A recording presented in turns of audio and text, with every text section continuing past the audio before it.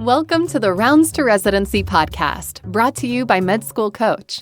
Each episode, get clinical rotation advice and tips to prepare for your externships and residency in healthcare.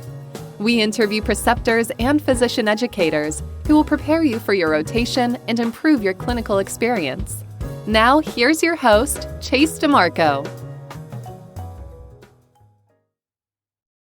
Today, we're joined by Dr. Barry Julius, who's the CEO of Dr. Resident Inc. and the chief editor at radsresident.com. So you can probably guess what specialty he's in. So, Dr. Julius, thank you so much for coming on the show. It's a pleasure to be here. So what got you started with these projects? You have a lot of radiology materials here. You really gear it toward, it looks like, for educational purposes, maybe for new residents, for new radiologists. How did this all come about? Originally, it's on a whim. I just wanted to do something with the internet. And so I never did anything with the web. And I decided, you know what? Let me try something. And let me create a few blogs and see how it goes. So I created a few blogs. The focus has changed in the way from when I first started from now. It's definitely changed a bit. I started with a little bit more about kind of the peripheral aspects of radiology. I've kind of gone more towards the day-to-day stuff in radiology. But when I first started, I sent it to my resident. My resident actually publicized it on Aunt Minnie. And it was very exciting. I got all these hits on there, and I wasn't expecting it. And it was a little bit of a thrill. And so since then, I've just continued. It's become like my daily habit. Every day I write a little bit. What I like about it is that I wish I had all this information that I never had when I was applying for the residency. It would have been nice to have all this information, all the stuff that nobody wants to tell you, but is really true within the confines of radiology residency, whether it comes to applications or whether it comes to the actual residency process itself. So I've just continued on with it, and I've written over 400-something blogs, give or take. And I find it a lot of fun. I love the comments. People will talk to me and say, oh, this is your blog, and I really loved it, and it was very helpful. I find it to be very rewarding. It wasn't originally what I expected, but it's kind of stuck with me for a while. I've been doing this for almost 5 years now, so it's been a lot of fun. I really enjoyed it a lot. I'm very jealous. I tried blogging for a while and just wasn't getting any feedback. I'm like, well, this is a lot of work for not getting that positive feedback. Not getting the comments and the appreciation for it and download stats. Do I really want to keep doing this forever? But I'm glad you've gotten a lot of success there. At the very beginning, I got that kind of rush of people that came aboard. And then what happened was it slowed down. Intermittently, I would get this other rush of people. It was just a lot of fun. It's certainly not my main career, but it's a lot of fun to do because I feel like I'm helping a lot of people. I think a lot of people really enjoy what I'm doing, especially foreign graduates, people that are coming from programs that, maybe DO programs. But all programs, I think there's some benefit to reading materials. And again, if I had this material, I think I would have used it as well. I think it would have been very helpful. And so that's why I continue doing it, just for the fun of it all. Nice. I'm guessing that the radiology specialty is pretty tight-knit then in that aspect, or there just wasn't really too many resources before, it sounds like. The reason why I think the blog kind of took off a bit and became somewhat more popular than I expected is because there's maybe one or two other blogs out there, but there's really not much from associate program directors' point of view about what goes on in radiology residency, what goes on with applications, how does the process work. It's more of a unique perspective. Most program directors don't want to put the time. It's time consuming. It eventually gets to the point where I enjoy doing it. It's kind of become a little more turnkey, but it took a lot of time at the beginning to get everything going. And then, and program directors definitely don't have much time in general, because I think the unique point of view that I have, and I think it kind of took off a bit from there. And that's how I've continued, I've been able to continue with it. I think it's been fairly popular. I like it. Well, then it sounds like you're probably one of the most perfect individuals to have on this show then, since we're talking about different specialties and talking about rounds and residency. And this has sort of been your forte for several years. You must have a lot of useful insights and advice to give to potentially those looking for, especially a radiology residency. But I think the first question really to ask, since it's the icebreaker question, is what are some of the big challenges facing radiology residents? I know this year, but also maybe next year, since you seem to also forecast these things.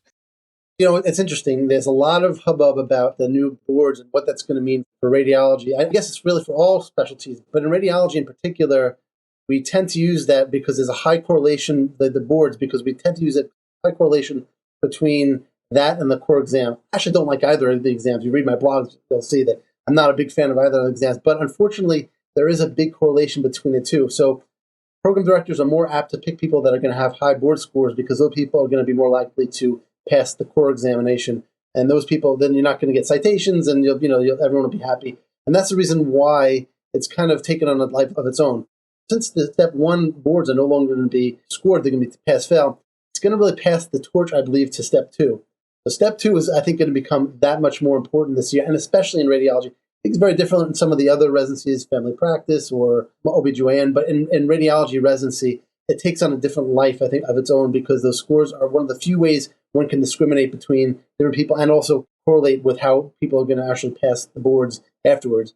So unfortunately, I think that's what's going to happen. I think the step 1 will be no longer, everyone's going to pass it, but the step 2 is going to be the part that's going to become much more important. When they get rid of the step 2, now that'll be interesting because that will really change everything. But for now, I think that's what's going to happen over the short term. Okay. Yeah, it seems like something I've discussed with many people in the past is that step 1 didn't seem to show any correlation to anything except for higher step 3 or board exams later on. So there's always been that disconnect in what are we actually teaching with that. So I think that going to pass-fail is probably going to be beneficial and less stressful for a lot of people. It's interesting that you say that, because I think it's actually going to hurt certain types of people, because the folks that are coming from less competitive schools, the folks that are coming from DO programs, from foreign schools, we don't have as much to compare them to people that are coming from, well-known schools. So if someone comes from abroad, what do you use? How do you know how good the school is? So one of the things that it will do is it will say, okay, I'm not really sure anymore. How good is this candidate? And then we're losing a data point on those people. So you're maybe more likely to take someone from an American school that's better well-known than a school that's not as well-known. Now, our institution here, we take a lot of people from St. George's, which is we love St. George's. We love a lot of our foreign residents that come here. But unfortunately, a lot of places and a lot of program directors don't really know, what's good, what's not good. And so it falls to the board. So when you take away the boards, I think you're taking away some of the opportunities to get into residencies for people. It's just a way to be able to kind of say, okay, this person is going to make it through our residency. You're taking away that data point. And from the radiology standpoint, which is a bit more competitive than some of the other specialties, it'll make a big difference, I think. And that's the problematic part of it. I think for people that are in American medical schools, probably not as much of a difference as it will be for people that are coming from other medical schools. It will change the game a bit. It'll be kind of interesting. Interesting. Yeah, I seem to hear a lot of changes going on with the international medical graduates, just with the number that are, first off, students, the number that are applying for residency, the number that make up the physician workforce is quite substantial.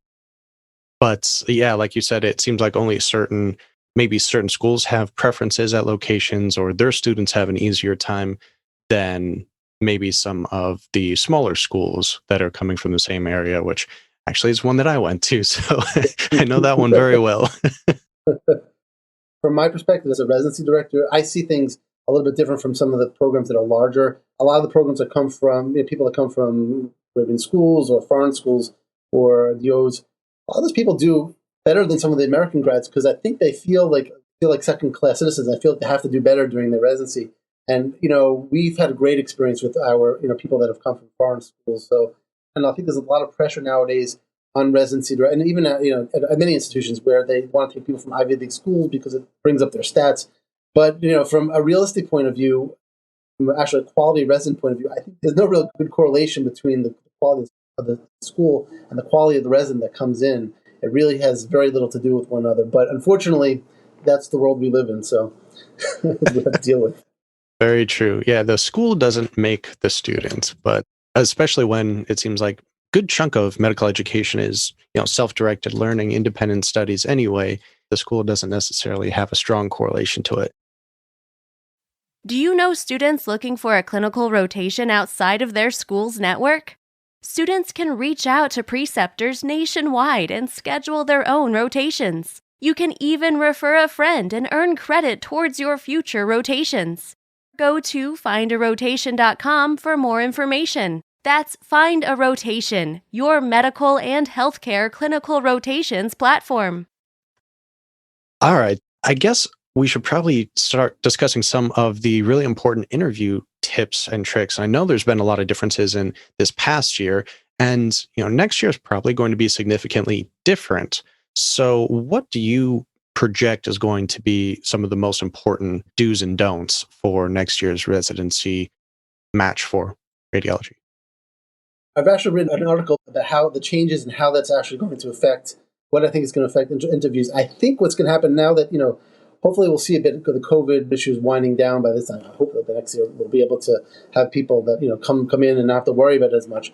But I think what's going to happen is I think the Zoom is actually going to stick. I believe that the Zoom is not going away. But I think what we're going to see is we're going to see a lot of people coming in for second looks, much more than before. And I think that's the second look is going to become kind of the second interview for both our point of view as well as other programs' point of view. It's going to be the way to figure out, okay, is this program really right for me? Because anyone could nowadays, because it's so easy and cheap to do, you don't have to travel anywhere. There's no time to go to interviews. So how do you know what it's really like? And you kind of miss out on what it's the actual, whether it's esprit de corps. You're kind of missing out on all that whole culture of the place. And the only way to know what it's like is to go there. So I think people are going to apply to a lot of places, but then the places they're really interested in, a lot more people are going to go and do these second looks and actually going to go to those places. So you're going to see lots of people do Zooms, but you're going to also see an increase in the number of second looks. Barely anybody in the past has done. People that have done them, usually the people that you want that do the second looks are the people that are kind of marginal or the people that are really, really not sure. But I think that's going to change. I think you're going to see a lot more common, and the Zoom is going to be kind of the screening tool for a lot of programs. We'll see what happens, but I believe that's going to really change. It's going to be very different to see than years past, even from last year to this year, because now we're able to travel places and we'll be able to not have to worry as much about, catching COVID on the way there. So I think that's going to change a lot. Yeah, it seems even for business aspects, for interviews for different, occupations, it's all moved to digital now. And I don't think that's ever going to go away now that it's been so firmly embedded in the system everywhere. But it does make sense to do initially a Zoom interview and kind of weed out some there. And then it also, in the end, save a lot of students the time and energy and expense of traveling to a lot of places when really they didn't have a chance anyway. They weren't going to, mesh well with that program or that individual. So it'll probably be a slightly longer process in general, but still much cheaper and easier than it has been in past years. I mean, it's interesting because the other thing that's happened, and you probably know, is that you've gotten to this point where everyone, because it's so much easier and not a big deal to get interviews, people have been much more apt to apply to multiple places. So in the past, you've had, you may have had the person apply. I think when I applied, I may have applied to 10 places. But now it's like you get people that apply 40, 50, 60. It's not uncommon to have, because what's the harm in doing so? So you kind of have this new dynamic. There's definitely going to be, I think, more interviews. But I think people that are really interested are going to go to the second look type of thing because I think that's going to become more the norm than the exception. So that's my general outlook for the coming year. Yeah, I think I totally agree with your outlook there. That seems to be a good change, maybe a necessary change that should have happened before, possibly. But it's very expensive. If you're going to go to California, come back. I mean, you can run up, tens of thousands of dollars. So. Yeah, and especially when a lot of students are still doing rotations at the time, just the scheduling aspect is difficult. I remember a lot of stories having to leave mid-rotation and fly somewhere. Plus the debt. I mean, nowadays people come $200,000, $300,000, $400,000, $500,000 in debt. Why, making your lives are miserable, right? Yeah. Trying to getting in the hole, it doesn't really help to add to that. Agreed. More stress, more debt, not needed. Yeah. No. Well, all right. So specifically for radiology, what do you think are some qualities in the individual that make them a good match? And you have personal experience with this as a program director. If you look at essays, I've written a little bit about this. You see a lot of people talk about where's Waldo, and a lot of that is it's actually radiology. I found is actually not. I mean, obviously you need to have some baseline ability to visualize things and to be able to find things. I find that radiology is a lot more than that. It's really we have more reading than most other specialties. So when you're doing radiology, you're not just doing OBGYN, you're not just doing neurology. It's really almost every single specialty. I don't see too many I guess melanomas we see, maybe less psychiatry, but again, we do some patients for psychiatry. We almost overlap with every specialty. So the gamut of knowledge that one needs is extremely large. So people that do really well like to read a lot. People that read a lot do very, very well, that are able to focus and sit down and, because we read X number of films in any given day, you have to have that focus to be able to sit down and do that. Those people are going to be very successful. People that are able to organize themselves. When people come in and they're all scattershot at all the place and they can't come up with a specific diagnosis, those people are going to have more problems than people that can actually laser focus on specific things that they're looking for. We also want people that are able to communicate. I mean, you'd think that radiologists are a bunch of people in the back office somewhere until you actually take a rotation and you see that, no, that's not the case. But, when I have to pick up the phone and talk to doctors all the time, they have to understand what's going on. They have to be able to describe all the things all the findings to them. So we want people that can communicate. We also want to be able to, because we could be sitting next to somebody for hours at a time, we want to make sure that we're actually compatible with those people. So these are just some of the things that we're looking for. It's not, you may think that radiology is much more important than it's ever been before.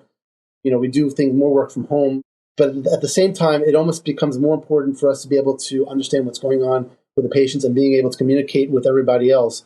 Because if you can't do that, you're not going to help the patient, which is the ultimate point of being a radiologist. So those are some of the things that we're looking for right now in people when they come to our program. It's more than just, being able to sit. I mean, we do need people that can pass the boards and do all this, but it's also someone that can actually be able to communicate with others. People that don't communicate well have a very hard time in radiology residency. So strong reader, long-term focused, good communicator. Okay, so I'm screwed on this one.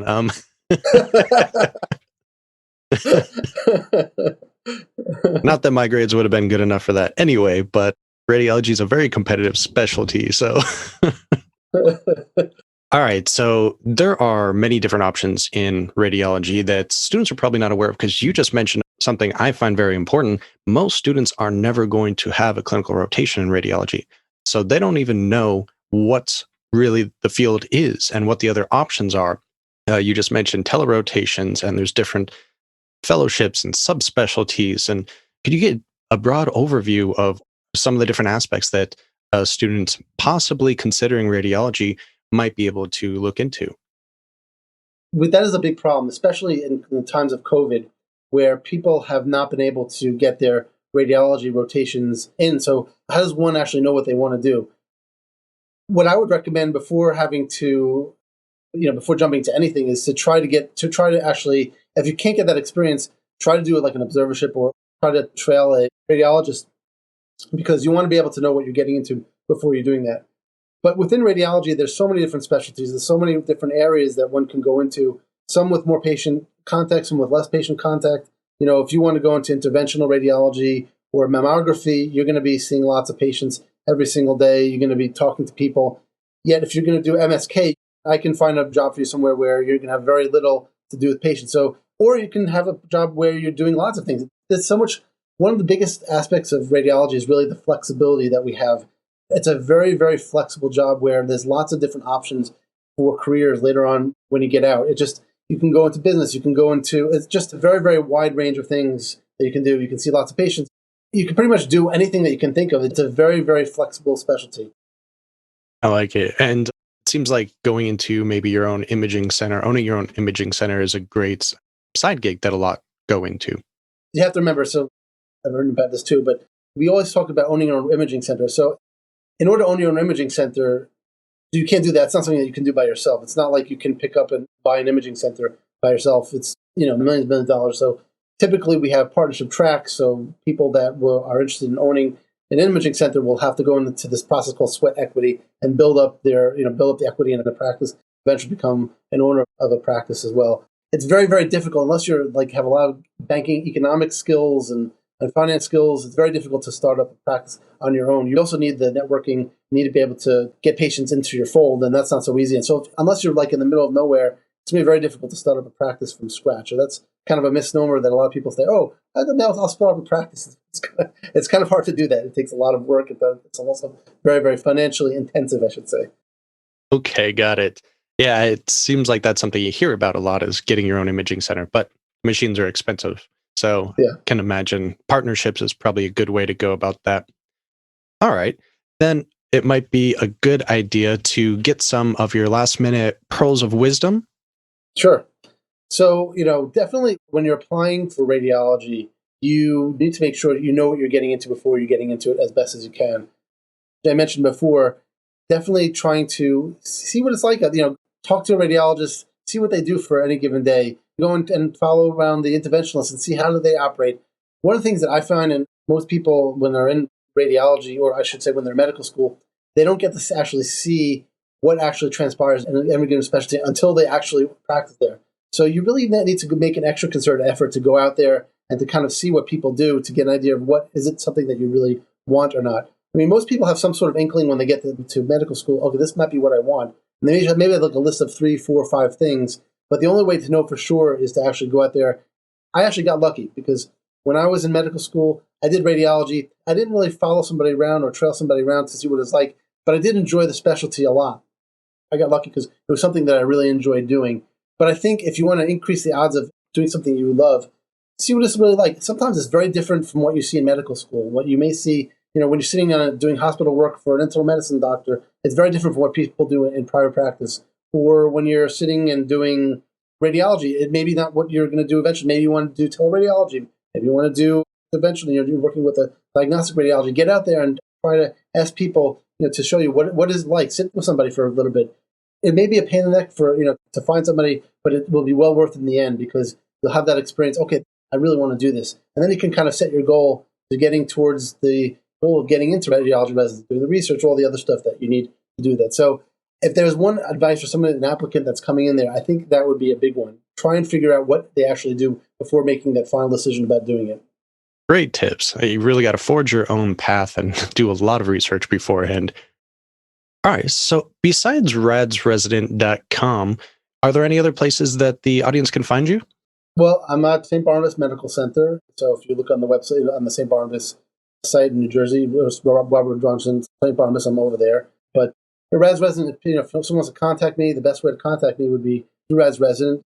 I always answer questions. I have a section called Ask the Residency Director. And if you have any questions, I'm happy to ask them. I post a lot. If there's a really interesting question, I'll post it online and make my answer for it. But yeah, so definitely encourage anybody that's interested in radiology, give me an email, send me a line, and I'd be happy to contact you. Dr. Barry Julius, I want to thank you so much for coming on the show today and sharing all of your great experience. And I really hope that the audience can find some great value from your resources that we'll have in the show notes as well. Much appreciated.